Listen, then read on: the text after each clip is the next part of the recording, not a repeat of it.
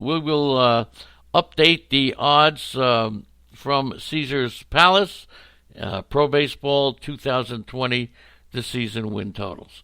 All right, now let's get here to what you've been clamoring for. Franz Klammer. Anybody want to tell me who Franz Klammer is? Good morning to Brooks. Good morning. Who's Franz Klammer? King Hap. Remember Franz Klammer? There you go. Okay. Zelmo is here. Good morning to Dr. Z. Let me check and see up on the board. Let's see how our mock draft is going. Come on. Let's get this thing moving here, man. I got a big pick to make. So we got to make it move, okay? All right. So now let's go over the FSGA Fantasy Baseball Draft. They are a 14 teams, and they're in round 14. Round 12. The first pick in the draft was Mike Trout. Mike Trout over Acuna. Now, how many people would pick Mike Trout first? How many people would pick Acuna first? Let me know. The big difference, of course, between Trout and Acuna is the stolen base totals. Now, there's a chance Acuna, they're not going to move Acuna from the top of the order. I project him at about 35 stolen bases, same amount of home runs. You got to go with Acuna over Trout. You just have to do it. We all know Mike Trout is, I don't even know if he's more predictable. I project Trout to go, here's what I project for Trout.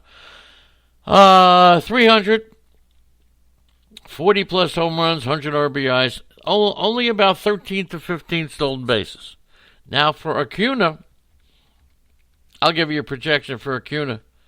About 290, about 40 homers, 100 RBIs, but 38 steals. I'll give up a couple of homers, which could still go either way, but I love the stolen bases. I would take Acuna over Mike Trout, starting off my draft. Does anybody have anything to say about that? Okay? There you go. Acuna over. Everybody seems to go with Acuna, right? Everybody goes to Acuna, but Trout was taken number one by Howard Bender. Takes him number one. Acuna was taken by Rotoballer, number two. Third pick in the draft was Christian Yelich over Mookie Betts, Bellinger, and Story. So you got Yelich third, Mookie Betts fourth, and Bellinger fifth. Now, we all know about the injury to Yelich last year, and it was a tough injury. Predicting Yelich, he'll hit about 310 with 35 to 40 home runs and 25 stolen bases. But look, a lot of us wondered about his ability to repeat his MVP season. Okay? But he didn't reach 35% in 2019, but he did post 32%, okay, home run to fly ball rate.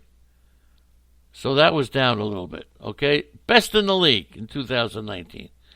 But still, his injury, that kneecap, we just don't know. He was unfortunately cut off at about, 130 games. The fractured kneecap. Fractured kneecap. I don't know. Yelich is expected to recover from his injury early in the off-season. So health should not, capital S, should not be a concern when opening day rolls around. Okay? But still, how many of you have confidence to take Christian Yelich third in your fantasy baseball draft? Then you got Mookie Betts, and with the specter of Mookie Betts changing leagues and the whole deal, he's 27.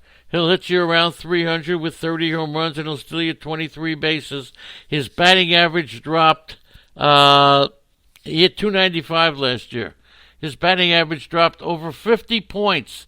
His steals were nearly cut in half. He had fewer homers. And yet he was still a top hitter last year.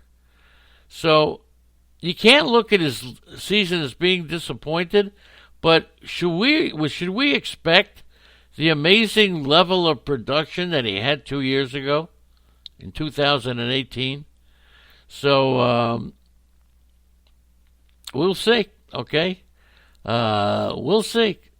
Okay, he's 1 year from free agency, and early signs suggest that Boston isn't budgeting to keep him away from free agency. So a new home could impact his value, if you're in a keeper league. So there you go. If you're in a keeper league, you got to be careful. His value could dip, especially if he winds up in a ballpark like San Diego, as has been discussed. So Mookie Betts goes fourth, Bellinger fifth, Story, and then Juan Soto goes number 6. Let's see, 1, 2, 3, 4, 5. Goes number 7. Juan Soto is number 7. Now, how many of you like Juan Soto as a number 7 pick? Juan Soto, I believe, will hit around 280. He'll hit you to 35 homers without Rendon in the lineup. Now, remember this: he's only going to give you about 6 to 10 stolen bases. The problem is, He's 21 years old, and without Rendon or anybody else to protect him, and I know some people don't believe that protection is important. It's important in a lot of aspects of our life, but they could really just pitch around him a little bit more than they ever have. And we know, based upon Bryce Harper, that could affect some players. We don't know. So, look, his strikeout and walk rate were nearly identical to his marks from 2018. So he had 12 steals in 13 attempts last year. And he was the number 13 rotisserie hitter, despite making a trip to the DL, and he had back spasms and the whole thing. Yes, sir. Sir. Okay, called her sir. So that's Soto. I have a little suspect without Rendon in that lineup, and especially if Washington doesn't get anybody in the middle of the order, and they're going with Carter Kaboom at third base. So you have to take that into account. I don't think I would take Soto this high. I would pass on Soto, and I would go to look, Garrett Cole is next, and he was the first pitcher taken. No surprise there. You're taking Garrett Cole. Steve Gardner took him. He goes in the third round. Francisco Lindor goes next, and the only concern with Lindor has to be, will Francisco Lindor change leagues, which is always uncomfortable for a player. Will he change leagues? So, how much do you have in Francisco Lindor? How much do you have, Andy? You like him? Yes. Okay, Francisco Lindor. I'll give you some projections on Lindor. I would say about 285, 30-plus home runs, and 25 stolen bases. He missed 3 weeks plus, and he posted some pretty good numbers. And but still, the specter of the trade, who knows what happens with Cleveland? They could tear their team apart.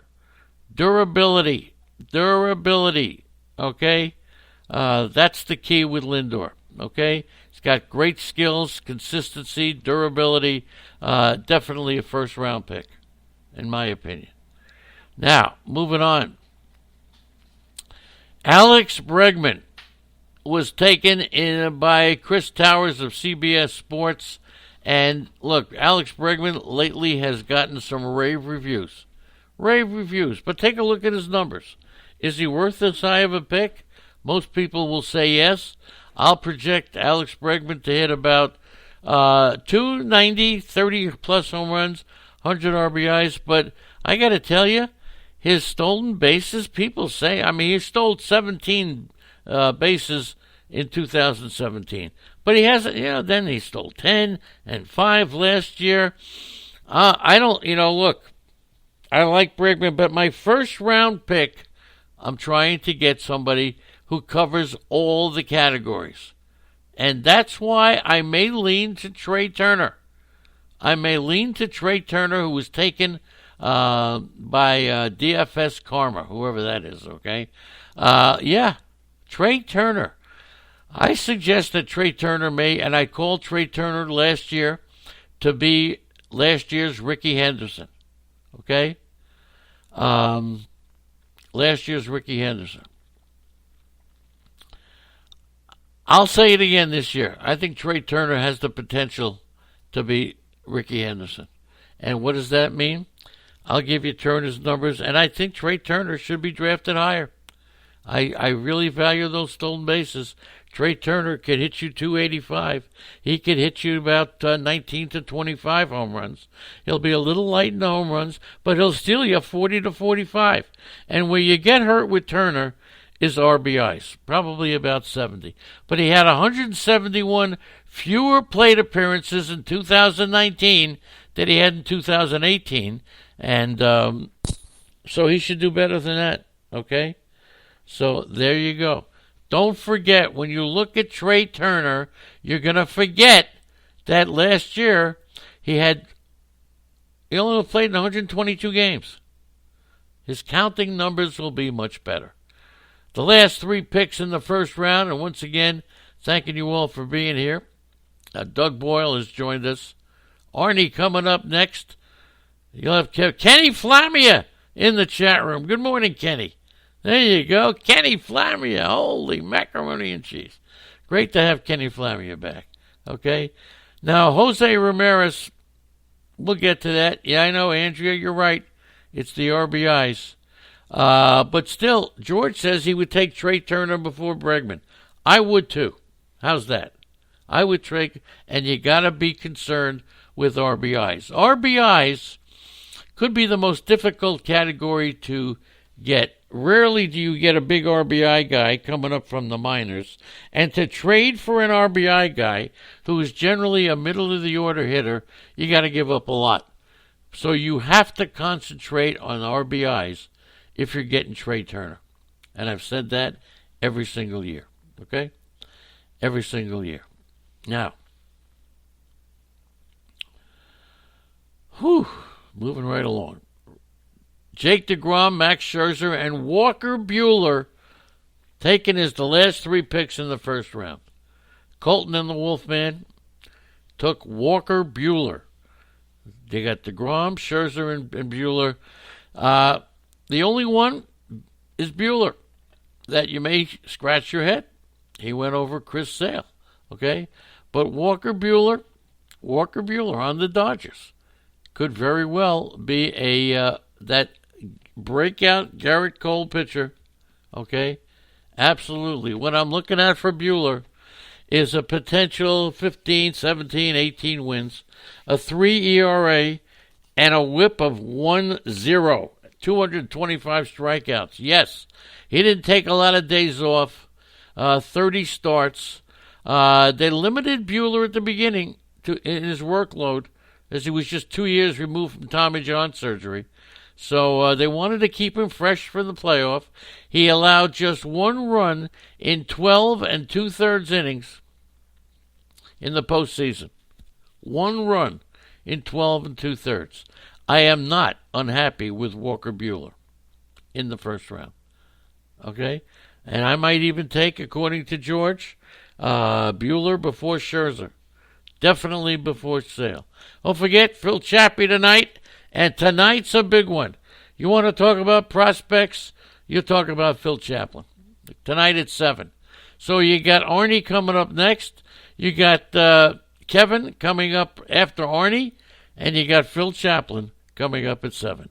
Holy cow. Okay? So there you go. Now, let's just finish off. And now I'm not going to talk about everybody. Luis Castillo getting ready for reviews. He was, let's go in draft order. Verlander, Clevenger. So there were 5 pitchers taken between at the end of round 2 and the end of round 1. DeGrom, Scherzer, Buehler, Verlander, Clevenger all went in order. Jose Ramirez. Wow. With Cleveland being so unsettled as a team, you really have to question Jose Ramirez, who was actually very unsettled as